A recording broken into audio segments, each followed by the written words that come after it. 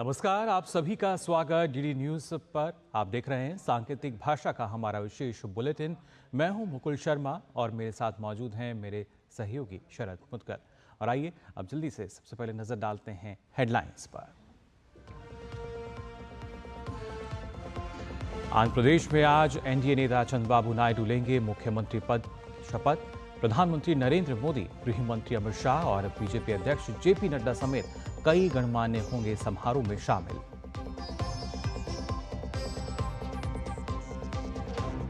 ओडिशा में आज से होगी बीजेपी की सरकार। मोहन चरण मांझी लेंगे मुख्यमंत्री पद की शपथ।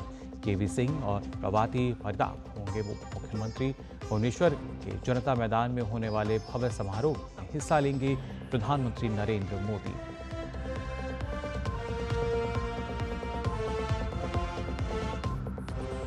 जम्मू कश्मीर के कठुआ और डोडा में आतंकवादी हमला। जवाबी कार्रवाई में कठुआ में मारे गया एक आतंकी, जबकि डोडा में 5 जवान घायल।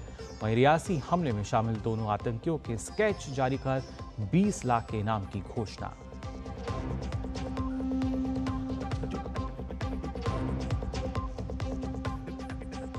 लेफ्टिनेंट जनरल उपेंद्र द्विवेदी होंगे देश के नए सेना प्रमुख। 30 जून को मौजूदा सेनाध्यक्ष जनरल मनोज पांडे लेंगे जगह।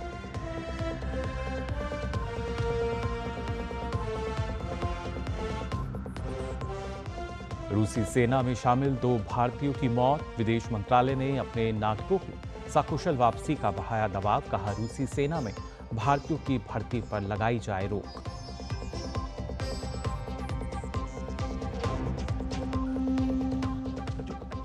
और T20 विश्व कप में आज भारत के सामने होगी अमेरिका की चुनौती। जीत के रथ पर सवार दोनों टीमों की नजर सुपर 8 में जगह बनाने।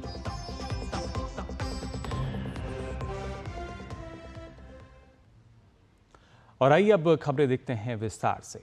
आंध्र प्रदेश में आज नई सरकार शपथ लेगी। यहां टीडीपी प्रमुख एन चंद्रबाबू नायडू को एनडीए ने अपना नेता चुना है।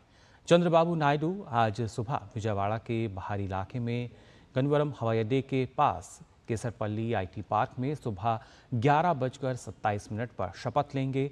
उनके साथ कुछ और विधायक भी मंत्री पद की शपथ ले सकते हैं। इस बार टीडीपी, जनसेना और बीजेपी ने साथ मिलकर चुनाव लड़ा। टीडीपी ने अकेले ही 78 सीट पर विशाल जीत हासिल की है। शपथ समारोह में प्रधानमंत्री नरेंद्र मोदी, गृह मंत्री अमित शाह, बीजेपी अध्यक्ष जेपी नड्डा और एनडीए शासित राज्यों के मुख्यमंत्री समेत तमाम गणमान्य लोग शामिल होंगे।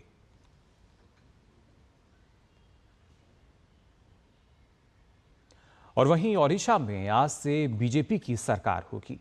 बीजेपी विधायक दल के नेता मोहन चरण मांझी ओडिशा के नए मुख्यमंत्री होंगे। केवी सिंह देव और प्रभाती प्रताप उप मुख्यमंत्री के रूप में यहां आज शपथ लेंगे। मोहन मांझी केवझर से विधायक हैं। बीजेपी ने यहां लोकसभा चुनावों के साथ हुए विधानसभा चुनाव में बहुमत हासिल किया है और बीजू जनता दल के 24 साल के शासन को खत्म कर राज्य में पहली बार सरकार बनाने जा रही है। भुवनेश्वर में दोपहर बाद होने वाले शपथ समारोह में खुद प्रधानमंत्री नरेंद्र मोदी मौजूद रहेंगे। वहीं जम्मू कश्मीर में 2 जगहों पर आतंकवादी हमला हुआ है। कठुआ में अंतर्राष्ट्रीय सीमा के पास हीरानगर सेक्टर के सेदा गांव में एक घर पर आतंकवादियों ने हमला किया। हमले की जानकारी मिलते ही सुरक्षा बलों की एक टीम मौके पर पहुंच गई। 2 आतंकवादियों में से एक को कल रात मुठभेड़ में मार गिराया गया। वहीं दूसरा आतंकी फरार होने में कामयाब रहा, जिसको पकड़ने के लिए तलाशी अभियान जारी है। सुरक्षा बलों ने इलाके की घेराबंदी कर दी है। हमले में एक नागरिक के घायल होने की सूचना है। फरार आतंकी की तलाश के लिए ड्रोन का इस्तेमाल किया जा रहा है। वहीं डोडा के चतरगला इलाके में भी सुरक्षा बलों और आतंकवादियों के बीच मुठभेड़ चल रही है। वहीं डोडा में भी आतंकी हमला हुआ है। यहां छतरगला इलाके में बीती रात आतंकवादियों ने भारतीय सेना के टेम्पररी ऑपरेटिंग बेस पर फायरिंग कर दी। इस हमले में राष्ट्रीय राइफल्स के 5 जवान और एक एसपीओ के घायल होने की खबर है। घायल जवानों का इलाज चल रहा है। जानकारी के अनुसार सुरक्षा बलों और आतंकवादियों के बीच मुठभेड़ अभी चल रही है। सुरक्षा बल पूरी तरीके से मुस्तैद हैं और पूरे इलाके की घेराबंदी कर ली गई है। वहीं जम्मू कश्मीर के ही रियासी में हुए आतंकी हमले की बात करें तो यहां श्रद्धालुओं की बस पर हाल ही में हुई फायरिंग मामले में आतंकवादी का स्केच जारी कर 20 लाख के इनाम की घोषणा की गई है। जम्मू कश्मीर पुलिस ने ये घोषणा की है।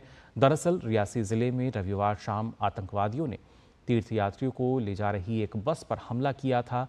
रियासी पुलिस ने आतंकवादियों की जानकारी देने के लिए एक स्केच जारी किया है और उसके साथ साथ फ़ोन नंबर भी जारी किए हैं और इसके साथ ही 20 लाख रुपए का इनाम इस आतंकवादी पे घोषित किया है।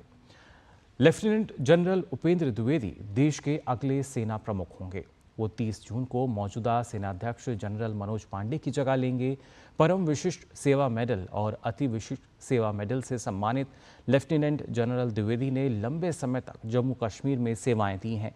उपेंद्र द्विवेदी मौजूदा समय में थल सेना के उप सेना प्रमुख हैं।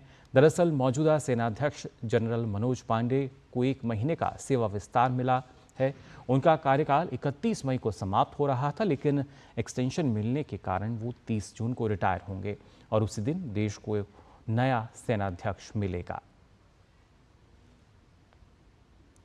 वहीं रूस और यूक्रेन के बीच चल रहे संघर्ष में हाल ही में 2 भारतीय नागरिकों के मारे जाने की खबर सामने आई है। विदेश मंत्रालय ने इस बारे में एक बयान जारी किया है। इसके साथ ही बताया कि दोनों भारतीय नागरिकों को रूसी सेना में भर्ती किया गया था।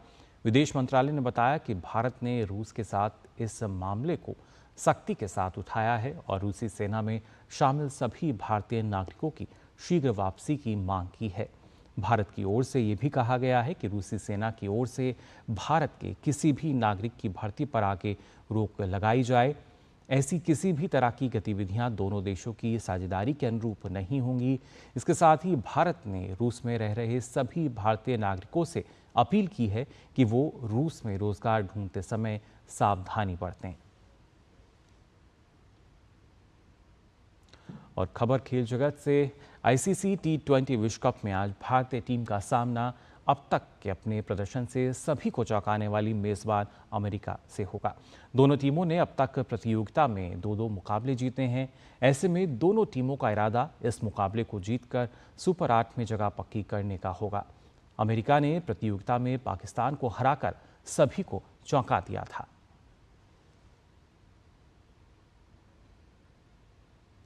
तो फिलहाल के लिए सांकेतिक भाषा के इस विशेष बुलेटिन में बस इतना ही। देश और दुनिया की तमाम खबरों के लिए आप देखते रहिए DD न्यूज़। मुझे और मेरे सहयोगी को दीजिए अनुमति। नमस्कार।